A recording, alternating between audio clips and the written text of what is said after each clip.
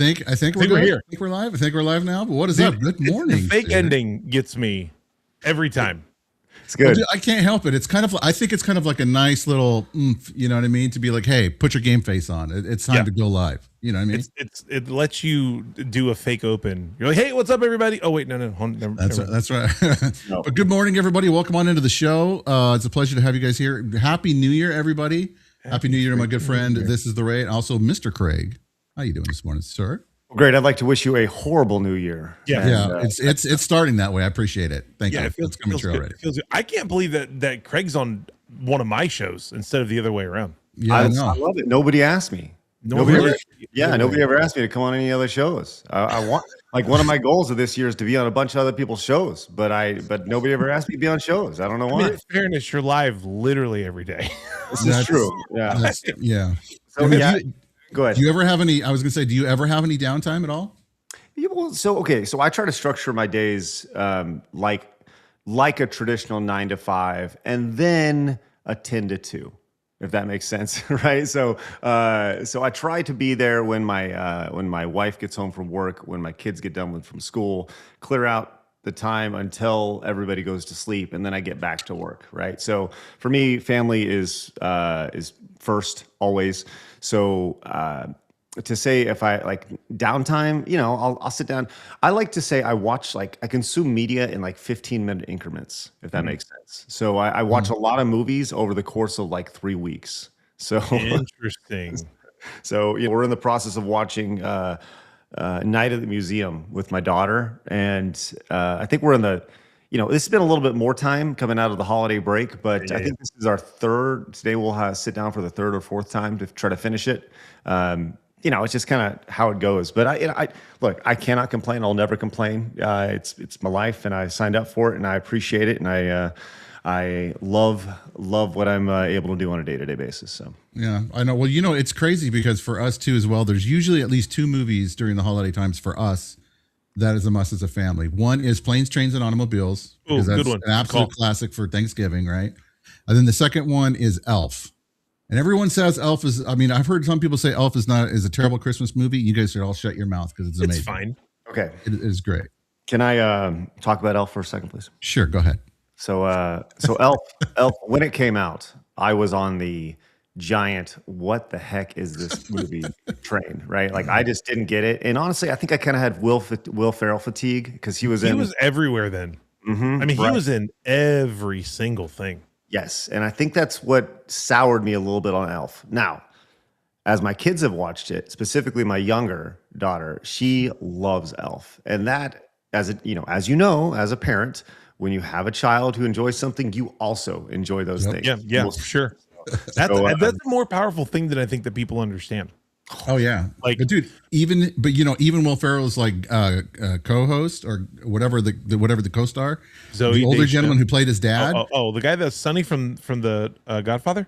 Yeah, so he basically even was on record as saying that he thought Will Ferrell was overreacting, that he was overacting, that he did terrible, and it wasn't until after he sat down and watched the movie that he got the whole persona that he was going for, and he's like, it works. It really works. So it does. It's very annoying, and it's exactly how an 8-year-old or a 12-year-old boy, whatever, should act. And if he was a giant elf or whatever, it is enjoyable. So, anyways, yeah. I want to hit this like the dad mode. I love it when I get to hang out with Craig because Craig is also in like the same dad vein that I am.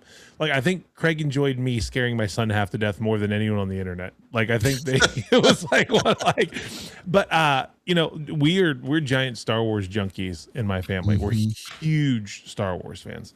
That's actually where my name even comes from. This is the Ray is a spinoff of the Mandalorian. This is the way, which people still don't understand. I don't get that. Like, people like, oh, really? It's weird. I didn't realize that. But like, I did. Yeah. In fact, Tex, you know this. The little tone at the end of my stinger is the Star Tours sound effect from Disney World. That's where that comes from. It's like a little Easter egg for my kids. But like, so growing up, obviously, we had the real Star Wars movies. We had actual Star Wars and like Return of the Jedi, Empire Strikes Back, all those movies. And everyone in the Star Wars fandom hates 7, 8, and 9. They hate Rey. They hate BB. They hate like vehemently. It's like Disney has ruined Star Wars. The problem for me is my kids love those movies. I mean, like, love them. Now, my son and my daughter even would be like, yeah, most of 8's pretty terrible. They're like, but there's parts of it that are fine. But like 7 and 9, they like a lot.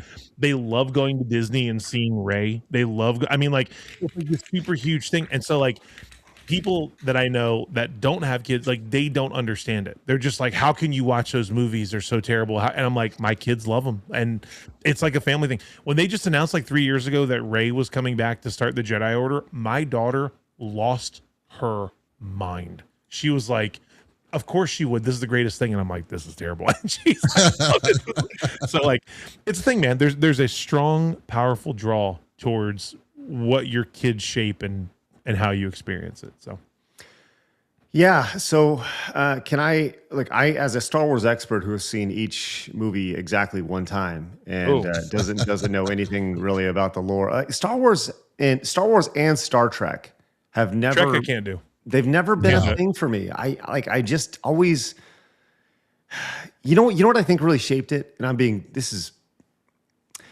as I fiddle with my earpiece. I think The Simpsons really shifted my perspective on Star Wars. Really? Because, yeah. Because I grew up watching The Simpsons a lot, right? And they always made fun of the Star Trek and Star Wars guys, you know, the nerd, right? Yeah, for sure, 100%. And I think I was like, I don't want to be a nerd. Why would I want to watch Star Trek? Why would I want to watch Star Wars? I don't want to be a nerd, you know? So, like, I think that it just mentally... I've just checked out of Star Wars, and I probably should go through and watch every single one. Yankee, aren't they the same? Same thing. They look, technically they are Yankee free, though some people take it to the nth degree. I remember, I'm a big Star Trek fan. Okay, I'm not super like nerdy or anything like that, but I mean, I remember seeing when I lived in Riverside out in California, there was a lady, and it made news that she actually showed up to jury duty in a Star Trek uniform. I'm like, come on, guys. You know, because she was going to serve her duty to the, United Federation of Planets, all this. I'm like, just, you guys, if you show up to jury duty like that, maybe they should take you to another place. I'm just saying. I didn't know this until recently. This is apparently a real thing. Did you know that George Lucas supposedly ripped off most of Dune for Star Wars when he was writing Star Wars, to the point that there were lawsuits and like major issues back in the 70s when Star Wars came out, because it was considered to be an exact rip off of the Dune novels. Interesting. No, I didn't know that. But I also saw the low grade like B-roll movie that kind of came out before Star Wars did. That's almost identical. Oh yeah, to Star Wars. I don't know what that is. I forget the name of it. I've only seen it like once. I saw it like maybe a year or so ago, and I was like, that's kind of interesting. Interesting. Yeah, and that was before AI, so I promise you guys it wasn't AI. I promise you guys that, because AI like blurs the lines of freaking everything nowadays. AI is wild, dude. Crazy. It's wild. I saw a video of some guy like defending it, like went down to his kitchen and there was a bear in his kitchen. He shot out the rifle, and everyone in my family was like, "Is that real?" Instantly, everyone was like, "That's probably fake, right? That's got to be AI." Well, anyway, Craig, man, we appreciate you being here, brother. Stoked to actually have you on and get to hang out. I feel like I haven't seen you in forever. Last time I saw you, we were holding people down, getting tattoos together. Yeah, was it that? That's the last time I saw you. Yeah. Holy moly, that's already been almost 2.5 months at this point. 3 months, something like that. All I know is I had meetings in Orlando all day long, and then I drove over to Rumble from Orlando, and I literally walked in the house, and Craig was like, "Get your camera. We're going to the tattoo parlor." Yep. Hey Ray, good to see you. Let's go. We got stuff to do. Oh man, when you're live for 24 hours a day for 5 days, it's one of those things where the content never sleeps, I suppose. Yeah. So are you actually recouped from it? I'm sorry? I was gonna say, are you recouped from that yet? Oh yeah. We were good after a few days. Yeah. That was fun. And yes, Flawed is a legend. For those who don't know, Flawed. So there's the backstory here is really simple. Blabs was drawing people on little. Actually, they're right here. Let me show you exactly what they're right next. That's to funny. Hold on, hold on. Tell me, Craig. Hold on. You've seen What About Bob, right? Yes. Tell me Okay, the scene where Bob meets Dr. Marvin, and he's like, there's a groundbreaking new book, and there's like a whole shelf full of them right next to him. That's what you just did right now. Right, pretty much. So Blabs was drawing people, and I don't know if you guys have ever seen like Mally Mouse. Do you know who Mally Mouse is? Yep. Mally is a really, she's a really cute young lady in her mid-20s, and Blabs was staring directly at her and doing a portrait of her, and it came out like this. Yeah. That's not what Mally looks like, by the way. Yeah, this is not what Mally looks like. I thought it was close. I thought it was pretty close. Facsimile. I'm just. You play football as a kid? Did you? I did all through high school. Yeah. I was gonna say, did you get a few concussions or something? I probably did. Yes. Okay. Yes. Well, Michael, and you guys all know Michael. Yeah. I believe. Yeah. She drew Michael, and this is kind of the infamous one that looks like he's probably in the process of having a stroke or something. Yeah, Phoenix is a big fan of that one. He loves that. And then she drew Flawed, who he is tattooed. He has tattoos all over his face and stuff. And so he drew this one. She drew this one, and this one was. So good that he decided to get a tattoo of it right here, like dead center on his chest down here. And I mean, what a star! Like that's how I met Flood. That's how I met him. He's the best. Yeah. He's the best, and he has no regrets over it, and I love him for that. I mean, I was like, "It's your body, dude. You do what you want," and he's like, "Let's go." So. And Mo, his significant other, she was on board with it as well, which is great. Mo's great. So, anyways, I was in her chat the other day talking about it, like probably a week before Christmas. It was funny. They're the best. I love it. I love both them. I can't wait to. They're back in Texas now. Which, they left Florida. They left me. This is a good state. I'm just saying, Ray, you should come here eventually too. No, buddy, I'm not driving anywhere ever again. I'm not even driving to work anymore. Dude, the 20 hours each way for the holidays. And it was really good to go see family. And like, I'm so stoked I got to see my mom and dad. It's been a while. And my grandmother's not been doing really well. So it was important for us to go see her while she's in the hospital and all that kind of stuff. For sure. But I'll tell you what, at about 11 o'clock last night, when I had about an hour left in the drive and I left at 6:30 yesterday morning, I was getting to the unalivable. That's where I was getting. I was like, I'm just going to drive this car off the cliff. Right into the water. Yeah, just jump out of it. Yeah. Looks like one of those 80s made for TV movies where the car just goes right off the cliff. Yeah. Brother, dude, man, like not even made for TV movies. Me and my son about a year ago were watching is it Raiders of the Lost Ark, where I don't remember actually which indie movie it is, where he like jumps out of the airplane with like the blow up raft and like rafts down the side of the snowy mountain, and then the plane crashes behind him. And the graphics of like the explosion are awful. And my son just looked at me. He was like, editing. So yeah, it wasn't just the B-rate movies back in the day. But dude, those movies looked incredible during the day. Time. You go back and watch it in what was it, like 70p or whatever the heck it was we had back then. Yes. Freaking rough. Dozens of piece. It was at least 12 of them. Right. At least 12 of them. Oh man. Hey, Nate's here has said that Flawed's a legend. 100%. Absolutely is. Gore's in here. What's up, Gore? Good to see you, buddy. Yankee Free still in here talking trash about Star Wars and all things. It's good to see you guys, man. I'll be honest with you, man. I've been AFK for like 10 days. Mm-hmm. I haven't even done anything. I don't know how to do this anymore. Like good.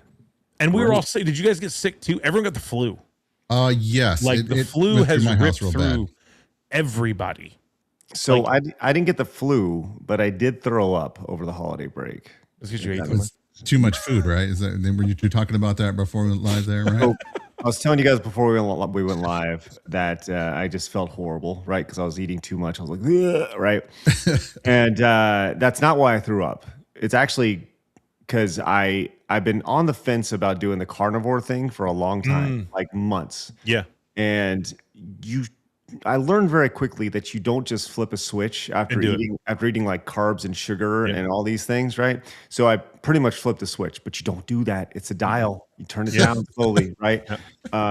So the next day I went out and got a 10-pound thing of meat, ground meat, went out on my grill and I'm grilling it up, whatever, on my flat top, and I'm going, it's 80-20, and I'm like taking the fat and the fat that's rendering off it. I'm like putting it on there, like just eat the fat. It's okay. That's what you're supposed to do. Yeah. It's like, it's okay. So like I go through, I'm not really feeling that great to begin with. I had like a kind of a headache because I like about midway through the other day, the day before, I was like, I'm done with this stuff. So I just kind of decided to stop eating. I was like, I'm not going to eat. So I kind of got a headache. And anyway, so I finished this ground meat. Get it all ready to go, storage up. I have my first meal of just ground meat. I'm like, oh man, carnivore, caveman, rawr. and like 6 hours later, I'm like, I'm just dry heaving over a toilet. That's awful. And I know, it was horrible. And I had, in between that, I had a steak as well. And the steak did not come up, but the ground meat, man, that came up. It was not pleasant, and it made me throw out the rest of the ground meat. The other 9 pounds of ground meat. It was not. It's just some things just aren't worth it, brother. No. So a little gun shy. Anyway, so yes, I did not get the flu, but I got the meats flu. Yeah, that's pretty bad. Need to add my that son out. got that it. Sounds wrong. What meat? I don't know what that is. my son got it, and my mother-in-law got it, but my wife and I did not get it. Amazing. My whole family got sick. My family in Maryland got sick. Friends that I know, like everyone, didn't Phoenix was down for like days. I think Blabs got sick. Everyone. Yes, has been dealing with the super fun flu, and everyone's got that lingering cough too, as well. Yeah, dude, I can't get rid of it. At this point, I feel great, but like I'll cough and then it'll get in my throat, and then I gotta cough it out. Oh, I don't know, man. It's here we are. Now here's my thought, because for those of you guys who do not know who Craig is, he does an amazing job with the Side-Scrollers podcast, and of course, you started way back, kind of for people that don't know. Kind of giving us an intro, like how you got started originally doing what you're doing.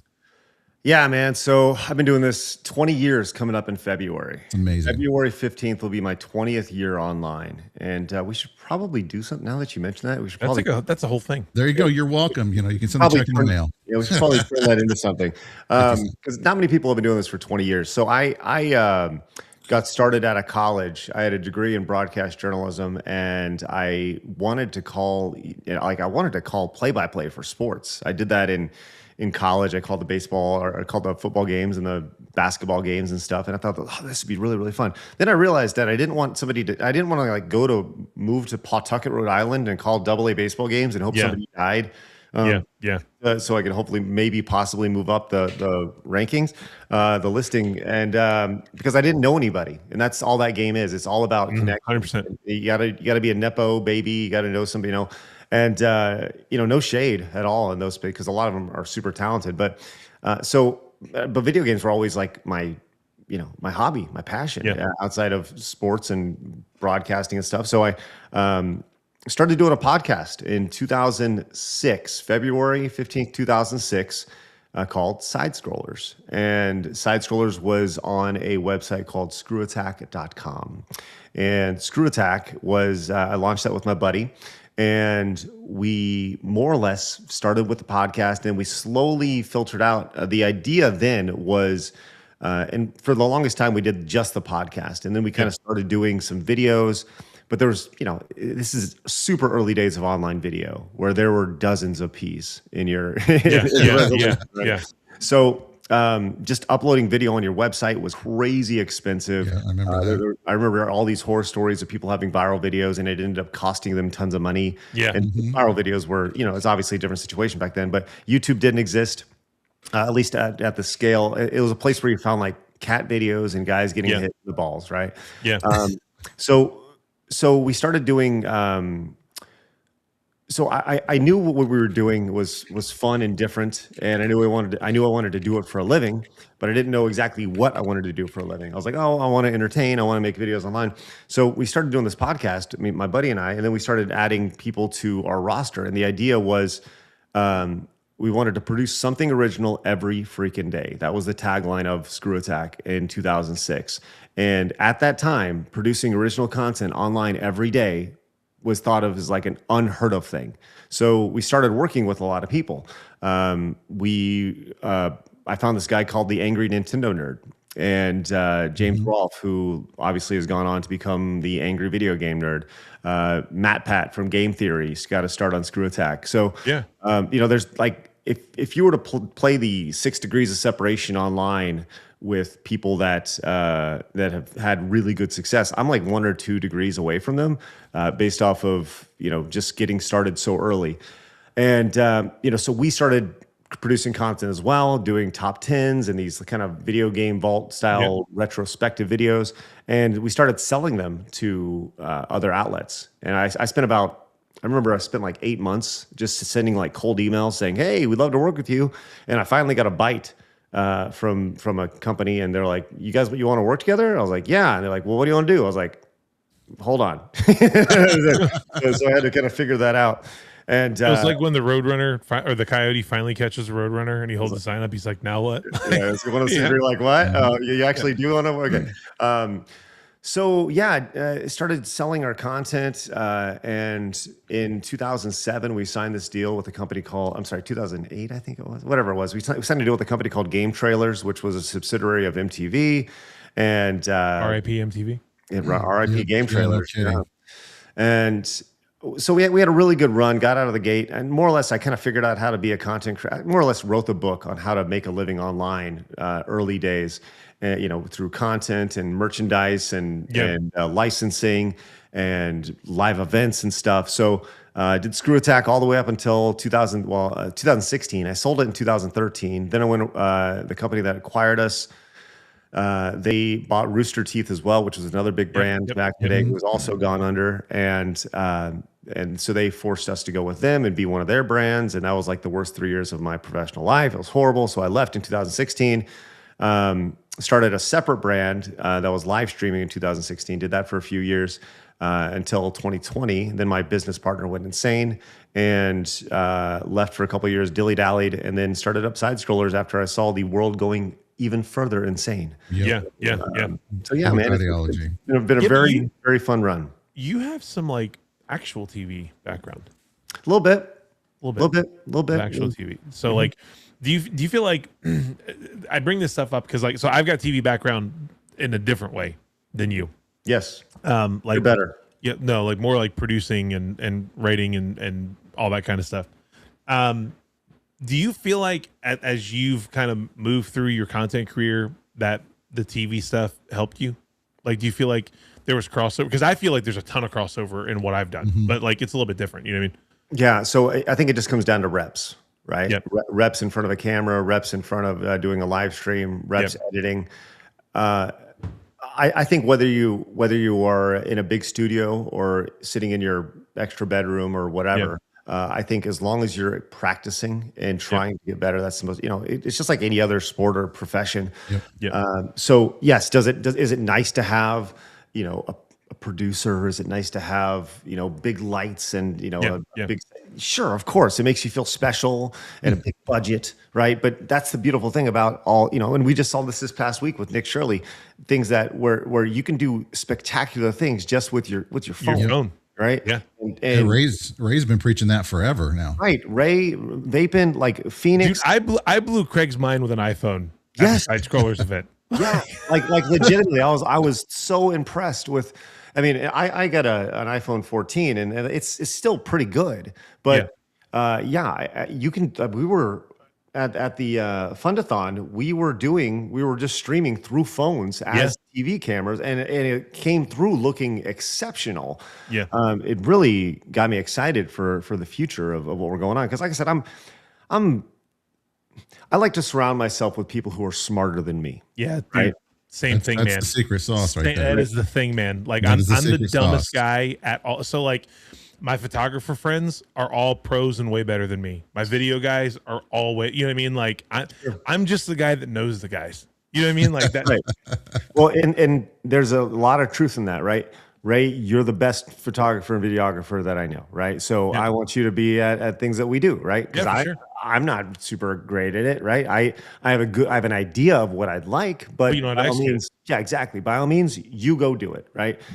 Phoenix is spectacular at envisioning and then creating those things on that dude's a legend, man. Yeah, he is. I've never seen somebody work so hard at running the back end as I have seen with Phoenix. That guy is amazing.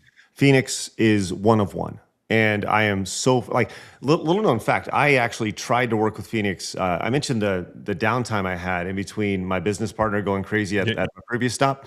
So in that window before I started SideScrollers, I actually worked for a firearms company for a year. I was recruited to go more or less be their head of content, and I had seen Phoenix many times before, and I reached out to him very early on. because I was like going to hire a team and all those things. And anyway, the whole thing went kaput. But I'd started speaking with Phoenix like back then. This was several years ago. And then, but it just didn't pan out because the business didn't pan out. But when SideScrollers started, like he was 100% somebody I was like, oh, we got to find a way to work with this guy in. Yeah. And he is so smart and so driven, and he is so he's efficient, I think is the best way to describe Phoenix. He finds ways to do things efficiently, and I very much appreciate him. I love our little team we have right now. I think we all have our own little superpowers. Yeah. And that's really, really fun. So, yeah. Yeah, it's great to watch you guys do your show too as well, because you guys bounce off each other and interact with each other so well. And it's so hard a lot of times to create a show where you kind of have that chemistry. You know, anytime you do any kind of like a podcast, you either have the chemistry or you don't. Yeah. Yeah. Yeah, there's a lot of, it's funny. We were just talking about this yesterday. We can add all the bells and whistles to everything to the show and make it look like a uber pro TV production and stuff. But at the end of the day, if people don't like you, they're not going to come watch you. 100%. And 100% will always come down to the personalities on the show. And I think that's, as the show has evolved, going on 3 years now, it's had a number of different personalities. And I think that's one of the things that makes SideScrollers really fun is that we are kind of malleable to our guests that we have on our show. We can talk about anything or nothing at the same time. And, we're not afraid to kick each other on the balls. Yeah. Is exactly how people speak. So many people want to button up and be so. Yeah. That's not us. That'll never be us. And I really appreciate that. So, it started off and, Blabs and I have this kind of father-daughter weird relationship thing, internet dad, internet daughter thing. And then Phoenix comes in and he's this weird, cynical, like kind of, he's like the uncle. He's like the crazy uncle. Yeah. Right. He's kind of like the crazy uncle. Yeah, exactly. It's a great way to put it. So, but it's really fun. And I love when you guys come in and be a part of the show. And it's always, every show is different. And that's the thing I really, really love about what we do. So hopefully as we do every single show, there's incentive for people to come hang out and see what's going to happen. So, it's such like, it's a skill set that you guys have too, because like when you pull in so many different guests and stuff like that, you use the word malleable. It's not easy to do that, but I'll say this, like my first time that I came on SideScrollers, which again, thanks for having me. Appreciate getting to be with you guys when we do it. Like, I was like, man, I wonder how I'm going to fit with these guys. Cause it's different. Like I'm used to like being the guy. I'm used to being the host. I'm used to like being the force that's moving it. And so you go on and you're not that. And it's like, okay, well, how's this going to work? Like, that's the thought process. Like I'm in your pre-show going, okay, like, well, don't talk too much and whatever. So this, but like you guys act like it was like we've known each other for 10 years within the first 30 seconds of the show. That is a unique skill set that comes from, I think, those reps that you're talking about. Like, people need to understand that like hosting and interviewing and moving content forward is a skill set. And when you do that frequently with people that aren't you, like you guys brought in, like, correct me if I'm wrong, like in the summertime, like you guys kind of made a push and brought in some new faces. I got pulled in a couple times because of that. Like, how do you do that? How do you work on making it welcoming and being malleable? Because that's not natural. It's funny because I've always Blabs is the booker for the show. She reaches out to folks, but we're always looking for new folks to join us, right? For us, we want to work with good people. We want to, and we've had people on the show that haven't necessarily fit. And honestly, it's not about us. More than anything, it's mostly about the guest. And I know that sounds like I'm pointing fingers, but if you come in and if you want to have a good time and you're not too good for the show, you know what I mean? Like, look, we have no egos when it comes to this. We really don't. And this is something that, like I talked to Sam, the guy who does our social media and stuff. And like, if I have a bad idea, please tell me. Right. Yeah. And if Blabs has one, I'll tell her. And if Phoenix is an idiot, I'll tell him, and vice versa, right? We have no egos when it comes to stuff. But so if you come in with a holier than thou attitude, or you're just here because you were booked or whatever, like we see through that, right? And we have had pretty prominent people on our show that have come in with that attitude, and we don't invite them back, right? Yeah. And it's just because, like, look, if you don't want to be here, we don't want you here. It's real simple. Yeah, for sure. We've had to fight through a few episodes where you get done and you're like, oh, we don't really want to have him back. And but for the most part, it always comes down to if we want you, if we invite you on, it's because we want you there. We're not just throwing darts at a wall and hoping it sticks. We've scouted you. We have a pretty good idea of who you are at this point. And by you, I mean everybody who comes on. Yeah. And I think that's really awesome that you guys do that too. There's a lot of shows that don't necessarily go out of their way to kind of do that, and it's true. I really don't understand how some people kind of get in the mentality, especially once they get into kind of this space to where they think they're better than so many different people. And it's like, my whole status for making it right. Say if you're like Britney Spears and they're searching through your garbage for your gum, right? or you can't go to Walmart and buy a pair of underwear or whatever, right? Then of course you've made it. But if you can go out to a store and no one really knows who you are, then just shut up, put your pants on like everybody else, and be thankful for the opportunities you have. Dude, listen, we all have our own little niches here, right? Sure. Like I've been to, in my heyday, right? Like back in the Screw Attack days, I would say if I went to a gaming convention, I would get recognized pretty consistently walking through a gaming convention, right? The weirdest place I've ever been recognized is like at a Walgreens. I was like walking through a Walgreens and this guy's like, Craig, and I was like, what?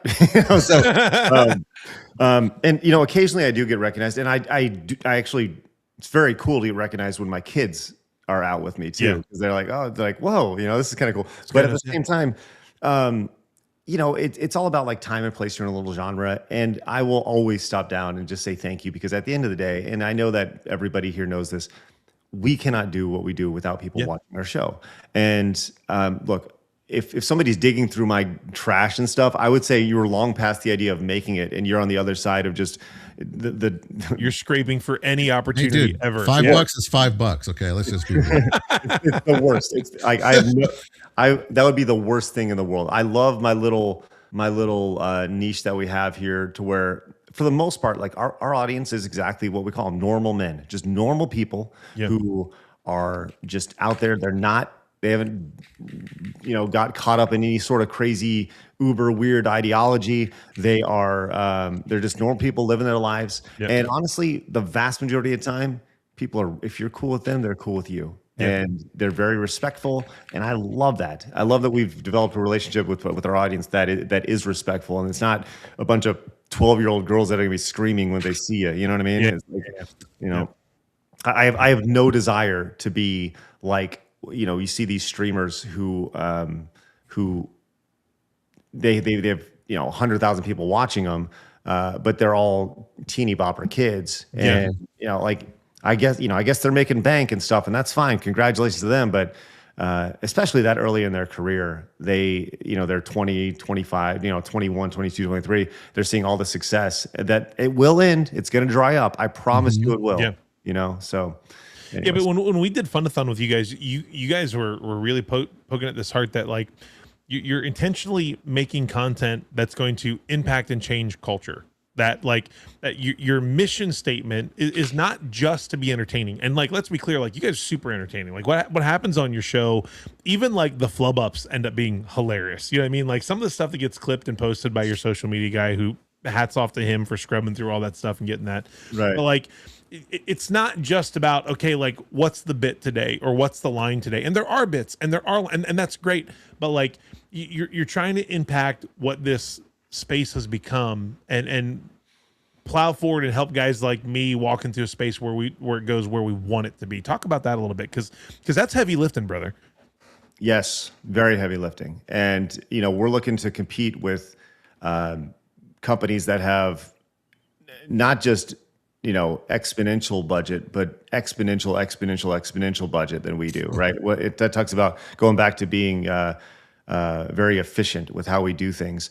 And yes, everything that we do, we have the intention of shifting culture in some way, shape, or form, right? Some people, I think of somebody like Alex Stein, he calls it like culture hacking or whatever it is, where he goes out and the idea is create a viral moment, right? We're not necessarily looking to create super viral moments, but we are looking to create like a steady flow of just an alternative. So it goes back to, we have the Real Game Awards coming up in February, right? It's going to be awesome. The intention, well, yeah, I think so too. And we're going to announce some really great things here coming up really shortly. And specifically for those who are going to be in attendance at the Real Game Awards. I think really people are going to be excited for that. With that said, the idea is simply create an alternative. Let people choose. We're not looking to, I use the word competition, but we're not looking to compete with the Game Awards, right? Yeah. It's we cannot compete with their production. We cannot compete with a multi-million-dollar budget, but we can compete with the way we think about how we do things. Yeah. And we can create something that is different, that is very side-scrollers, that we know that 80 to 90% of the United States in particular will resonate with, will have an idea with. And that, I'm not saying 80 to 90% of the United States will watch it, but I'm saying that there's a product out there for them to consume. So we just want to create alternatives and ultimately let people choose. And we do, I 100% have every intention of eventually getting into video game development.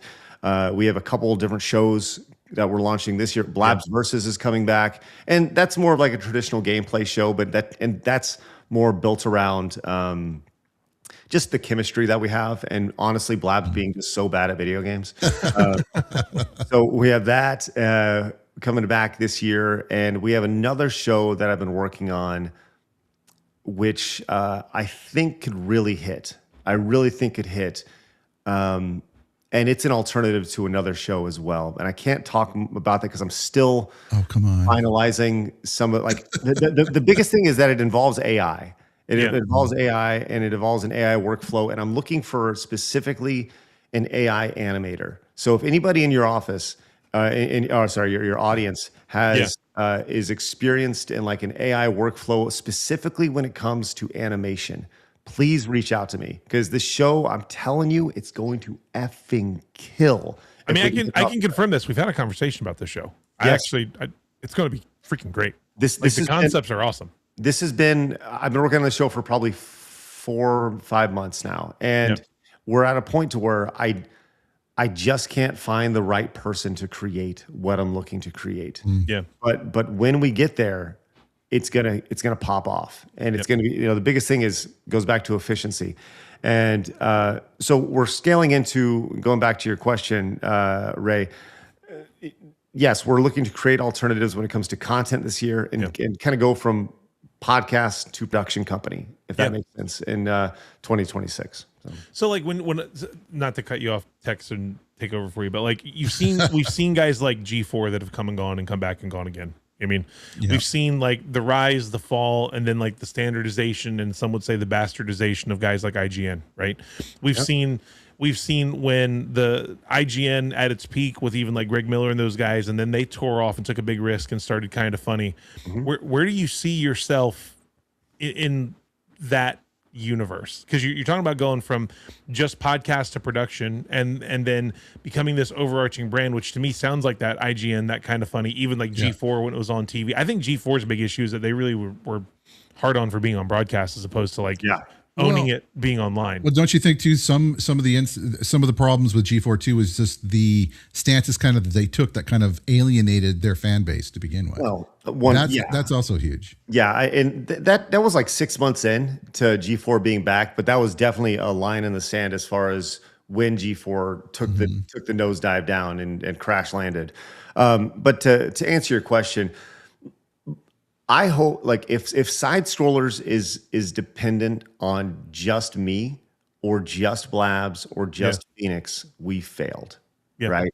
Like, we have to think bigger than just us, which is, I see Meg in the chat. Like, I want to work with Meg, right? Well, who doesn't? She's a legend. She's awesome, right?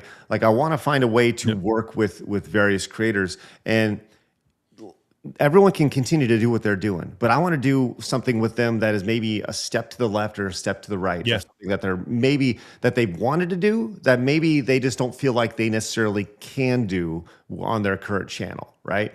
Like Meg is super into fitness, right? So maybe I don't know if a fitness thing works on SideScrollers, but the idea is that maybe we just create an alternative show that Meg, she's still doing her thing on her channel, a great channel, still doing her live stream, still doing her shows, and we produce something for SideScrollers Plus, right?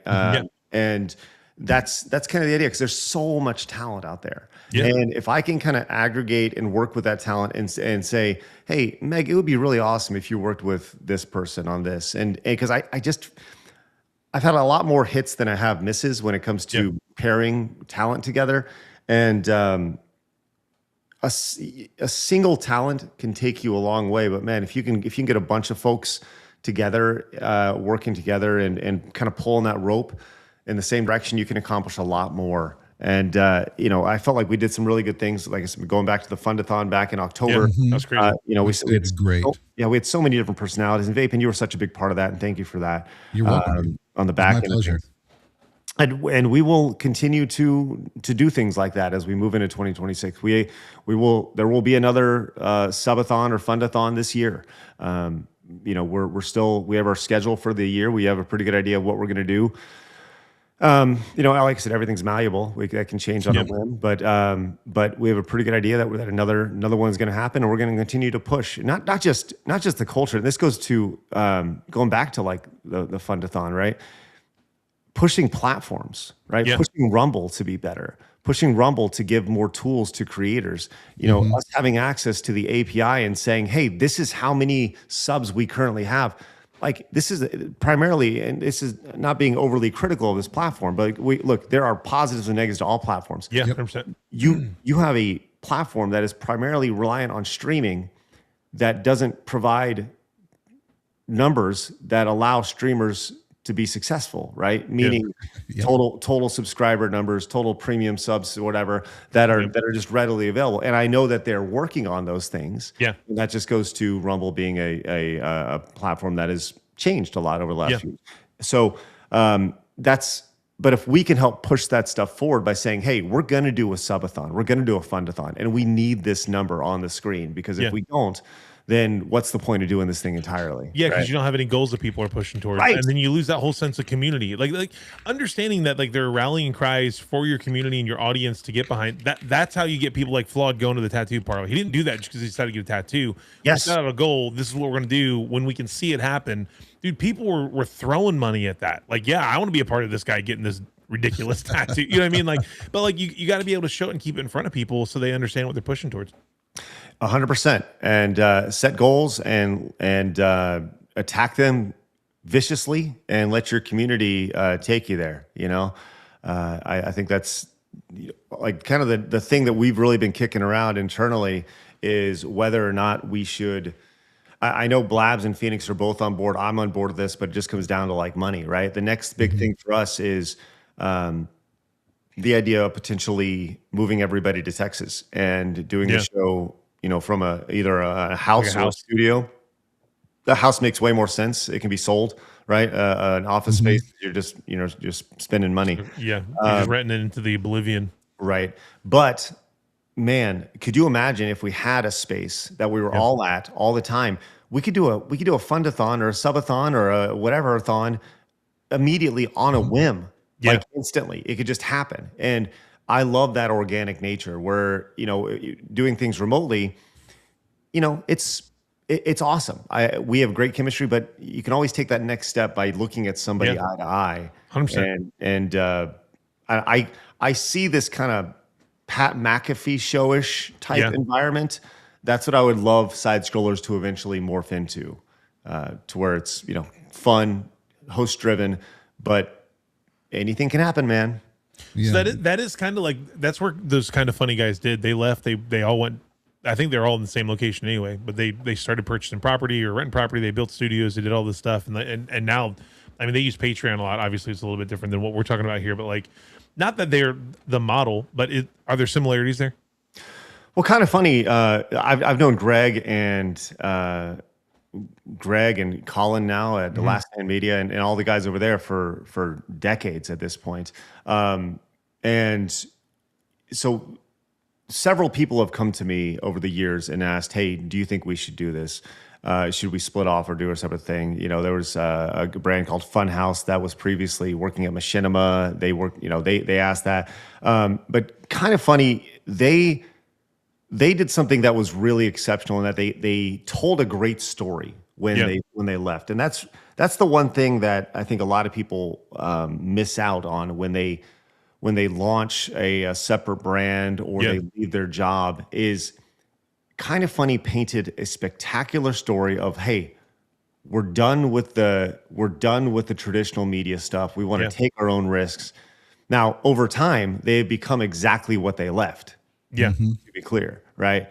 And what? No shade. Those guys have seen a tremendous amount of success. Were they better with Colin? I think so, personally. But Colin has gone on and killed it by himself. Yeah, and that's the beauty of having platforms like Patreon or Locals, right? So, yes, I think that Kind of Funny is the model in that you want to produce high quality content. But they're not the model in that they are the access media. I have no interest in being the access media. I have no interest in pandering for a code or wondering, you know, trying to get in with a developer or whatever.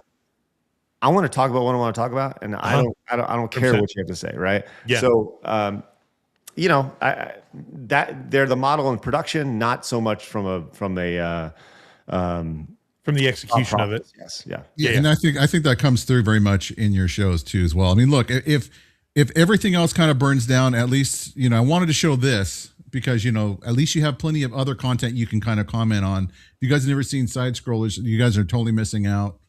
You know, they do a great job at kind of talking about what's shown basically online on X and what people are doing, and also common sense. And so there's this whole air, you know, of having fun, having a great time, but also getting down to brass tacks. You know, I kind of want to see your guys' reaction. I don't know if you guys have seen this or not. Oh, I'm excited to. We have a clip. Yes, but this is various people celebrating.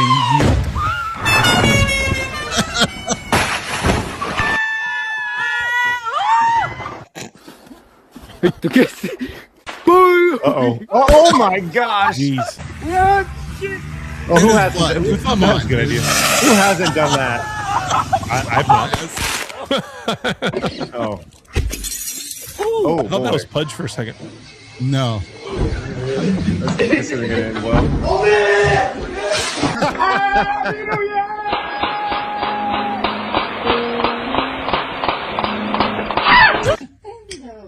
This is probably the saddest one. Oh no, Grandma! No, Grandma! No!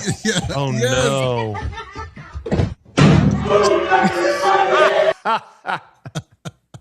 No, Grandma! No! Oh my gosh! So, you know, if all else fails, at least you guys still have plenty of clips like that to be able to talk about, and, you know, common sense. Where'd it go? There's a lot of really dumb people out there. Yes, and they have cameras now. Yeah, they are really into showing off how dumb they are. How dumb they are. Yeah. And by the way, some would say that we are on board with that for sure. 100%. Wish Nick, what's up, man? Yes. So look, we do our best to. It's weird because we have shifted our show a lot over the last 3 years, and we have made this shift even more the last 2 weeks, 3 weeks or so, where our show is yes, there's an underlying theme of games, right? But at its core, our show is about life and what's happening in the world, right? And so we do talk about things that we necessarily wouldn't have talked about 2 years ago on the show. Because we're constantly going to evolve with the show, and it's been good. You know, we dabble in internet culture, we dabble in a lot of things, but at its core, it's just a bunch of friends hanging out who are passionate about getting together and putting together a good, real solid presentation, and trying to lead. I think that's the biggest thing. Doing our best to lead, because there's such an opportunity. Just to say, hey guys, it doesn't have to be this way, and I think that we've helped that over the last couple of years or so, it's exciting stuff. I really feel strongly about what we have going on, and last year we took a lot of risks. We tried a lot of really fun content. You mentioned the subathon, and we did we did a couple of live events in person, King of the Cart and King of the Couch. We did some virtual events, and we learned a lot from them. We spent a lot of money last year on producing these events. So it was all pretty much gearing up for this year. The idea of, okay, we have a good idea what worked, what didn't work, or what worked better. So let's go ahead and double down on those and see where this goes. So I wish I had a magic ball to tell you where we're going to be in 3 years. I hate that question where people go like, where do you see yourself? And it's like the internet changes on a whim. Yeah, for sure. Like, so I saying, where are you going to be? You can have an idea of what we're going to be doing in October. I think I have a pretty good idea, but something could happen tomorrow and everything changes. We're here for you either way, brother. We're going to be right behind you. Yes. Thanks, dude. Appreciate you. Now, how has it been for like your family and stuff? Because I know that you have kids, like a lot of us do as well. Do you find it kind of really difficult to kind of balance both, or how do you kind of approach that? For me, I've been very open about just the idea of like family being first always. That's something that at its core, when things professionally aren't going well, or things are, whatever, you got a friend that's being a knucklehead or whatever, at its core, you'll always have your wife, your kids, right? So they are a priority for me. That's, it's funny. I mentioned at the start of the show, like nobody ever invites me on the show. And part of that is my doing, because I try to avoid doing shows on the weekends, and I try to avoid doing shows in the evening. And I know that I'm very fortunate to where I am able to do shows during the day, right? Yeah. So we are on a different, we're on a different boat than a lot of folks. So me saying, well, look, I want to spend time with my family during the afternoon and evenings, and on the weekends, that's a personal choice for me. So coming on and being on other people's shows is something I would like to do, but I like hanging out with my kids a little more, with all due respect to everybody, right? Yeah. And I'm sure that most parents understand that, because look, At the end of the day, you only get so much time. They're only kids for so long, and I want to be. That's what we're going to be when we wrap here in a little bit. Like I'm literally heading down the street, and we're going to go to my kids' school, and we're doing some school stuff, right? So, making priority to be a part of their lives as much as we possibly can, and not separate as much as we possibly can. At the end of the day, I can create content, I can create businesses, I can build all this stuff. But if I don't build a good relationship with my wife, and if I don't have a good relationship with my kids, and I don't build great people, what am I doing? Yep. There's no legacy. There's nothing. Right. I don't even care about legacy. What I don't care about, my dad was good. I just want them to be able to move on and be able to make good decisions and be good people. That's it. The people that contribute and add something, make it better than when they left. That's the goal. And hopefully I do that, from a professional standpoint.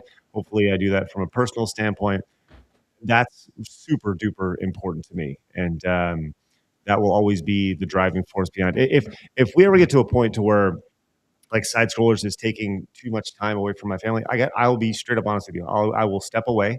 And I'll say, Blabs, Phoenix, you guys run the show till I get back, And honestly, I think that our audience would understand. I really do. A small fraction you'd hear from, but I think most people will understand, because I think a lot of people are on the same boat.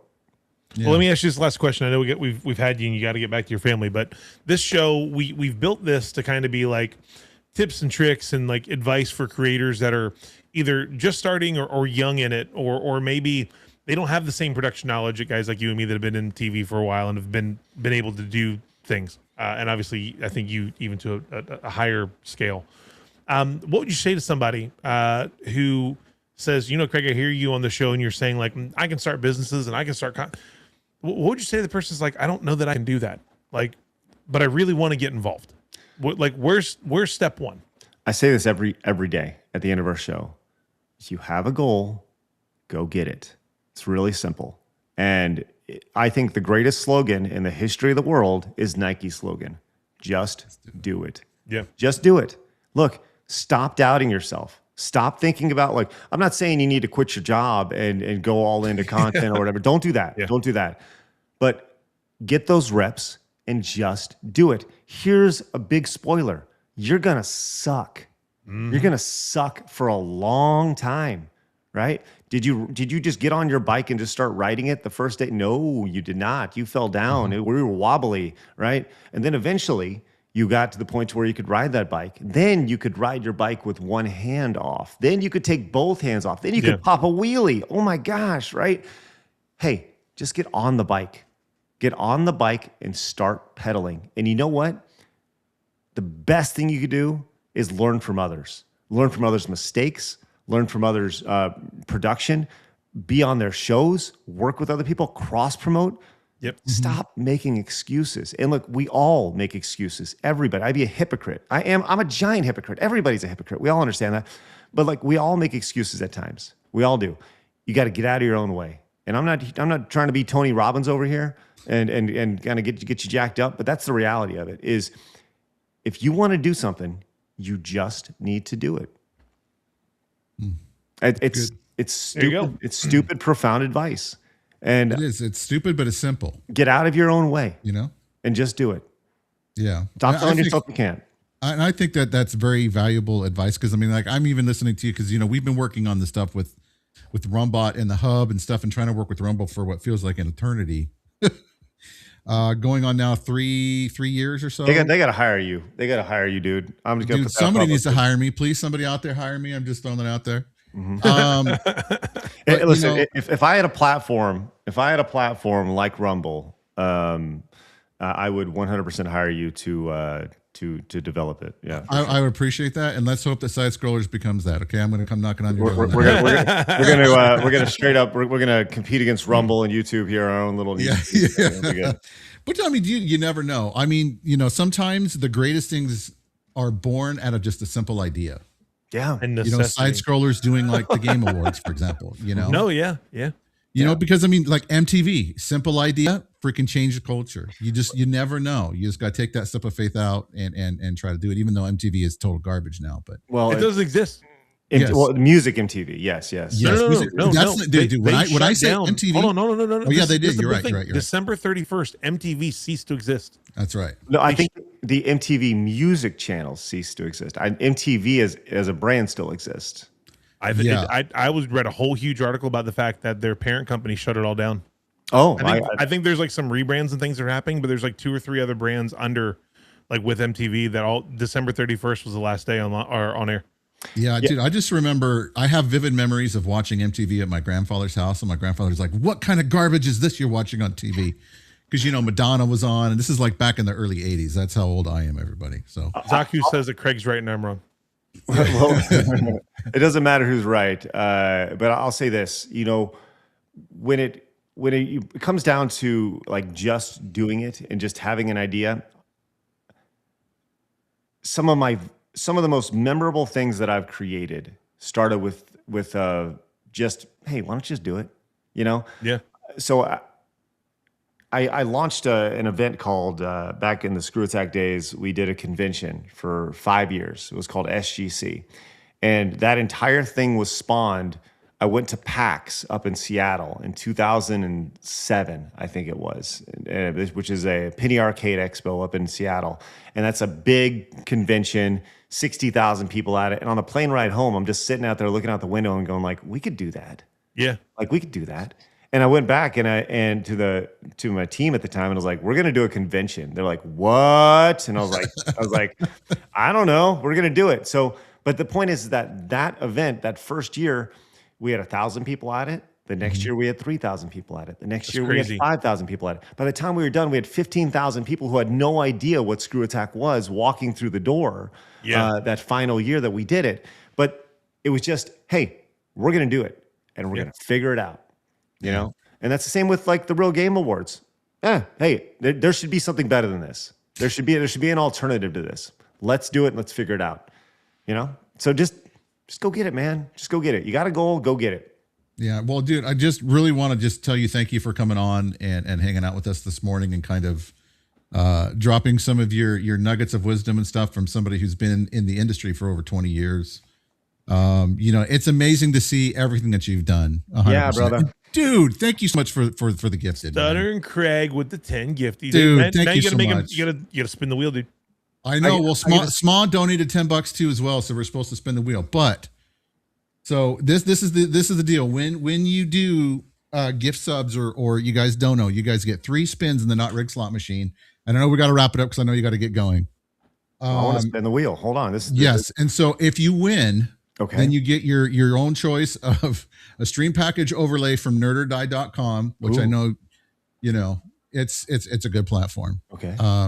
So this is what we're going to do. So whatever rights, because only like one person's ever won. Well, we have two wins actually. Totally not rigged. Right. Well, Neurodivergent, I think, won the other day, and Fat Steven won too as well. That's so true. Well, let's spin the wheel. I'm ready to go. Let's spin the wheel. All right, here we go. All right. Let's see here. Come on, slot machine. Here we go. Not Rigged slot machine. Spin number 1. Okay. And you got Black Rumble. I'm sorry. Do they need to all like line up? Is it? Yeah, it's like a slot machine. Okay. Yeah, 3 in a row. Exactly. 3 in a row, or you don't go. Here's the thing, That's though. right. Like on slot machines, like now you don't even have to get 3 in a row. There's like arrows all over the place, and we're not that fancy. Oh, yet, okay. We're still low budget here. Thank you for asking. All right, I'm ready. So here we go. Slot ring number 2. Come on, go. Baby. Come on, baby. Here we go. Here we go. Come on, baby. Come on, baby. Goat, and everybody loves the goat. That was a nice try. Thank you very much for trying. Spin number 2. Is this still me right here? Yes. Yeah, Yes. one more, right? Number 3. Yeah, that's right. So here you guys go. This is why I can't gamble. Spin number 3. Let's go. The final spin for Craig. Black Rumble, and he got Ray. But Ray does not have it's so a black funny. It's card. so different on our screen. I know, and that's a problem. Look, if it comes up on anybody's screen, and it shows that you won, just let me know. I'll give it to you. It's Evie Mux. Vaping, it said I won. Did it? Put them on the wall. Yeah. Picture it didn't happen. That's all I'm saying. Guys, thank you very much. I genuinely appreciate you guys having me on this morning. Thanks for the invite. And brother. Yeah, man. I'd love to have you on again for sure. It'd be fun to have you on. Love it. Yeah. And I look forward to working with you guys in the new year. I promise. We'll talk soon. 2026. Let's do this thing. All right, you guys, everybody else have a fantastic Saturday. Enjoy your time with your family. Have a happy new year. And we'll see you guys again next week right here on Close of the Trade. Bye, everybody. Later, guys.